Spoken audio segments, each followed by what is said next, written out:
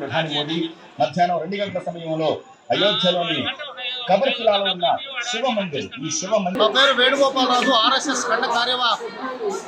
ఈరోజు అయోధ్యలో జరగబోయేటటువంటి ఈ యొక్క బాలరాముని యొక్క విగ్రహ ప్రాణ ప్రతిష్ట కార్యక్రమం దృష్ట్యా ఇవాళ దేశమంతా కూడా ఎదురు చూస్తూ ఉంది. ఇవాళ మన భారతదేశమే కాకుండా ప్రపంచమంతా కూడా ఎదురు చూస్తూ ఉంది. ఇవాళ మనం చూస్తున్నాం 500 సంవత్సరాల చరిత్రని ఇవాళ తిరగరాసి ఇవాళ ఆ రోజు ఏదైతే మన యొక్క మందిరాన్ని కూల్చబడిందో అప్పటి నుంచి కూడా మనం యావత్ దేశమంతా కూడా హిందువులంతా కూడా ఆ యొక్క ఈ రోజు కోసం మనందరం కూడా ఎదురు చూసాం. కాబట్టి ఆ యొక్క రోజును మనందరం కూడా ఈ రోజు ఆస్వాదిస్తూ ఉన్నాం. ఇవాళ జరగబోయేటటువంటి కార్యక్రమం ఈ యొక్క భారతదేశంలోనే కాకుండా ప్రపంచ వ్యాప్తంగా ఇవాళ మనందరం కూడా చూస్తూ ఉన్నాం. మరి ఇవాళ జరిగేటటువంటి కార్యక్రమం దేశ విదేశాలలో బ్రహ్మాండంగా జరుగుతూ ఉంది. ఇవాళ అందరూ కూడా వీక్షిస్తూ ఉన్నారు.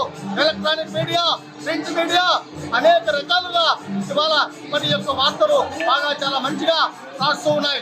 మరి ఇవాళ చూస్తున్నాం మనందరం కూడా ఈ రోజు కోసం మనందరం కూడా ఎదురు చూసినటువంటి రోజు ఇవాళ మనందరం కూడా చూసాం. కాబట్టి ఈ రోజున అయోధ్యలో జరగబోయేటటువంటి ఈ యొక్క బాలరాముని విగ్రహ ప్రతిష్ట కార్యక్రమం అత్యంత దిగ్విజయంగా జరుగుతూ ఉన్నది. ఇవాళ భారతదేశంలో ఉన్నటువంటి యావత్ ప్రజలంతా కూడా యావత్ ప్రపంచమంతా కూడా ఇవాళ దిగ్విజయంగా జరిగేటటువంటి యొక్క కార్యక్రమంలో మనందరం కూడా పాల్పంచుకుంటూ ఉన్నాం. జై శ్రీరామ్. అయోధ్య రామ మందిరంలో ఈరోజు శ్రీరాముని విగ్రహ ప్రాణ ప్రతిష్ట దేశ ప్రధానమంత్రి నరేంద్ర మోడీ ఆధ్వర్యంలో జరగనున్న నేపథ్యంలో ఉమ్మడి కడప జిల్లా మండల కేంద్రమైన ఒట్టిపెట్టులో వెలిసిన ఆంధ్ర భద్రాద్రి శ్రీ కోదండ రామాలయంలో అయోధ్య రామ మందిరం రాముని విగ్రహ ప్రతిష్ట తిలకించడానికి భక్తుల కోసం టీటీడీ ఆధ్వర్యంలో ప్రత్యేక స్క్రీన్ ఏర్పాటు చేయడం జరిగింది.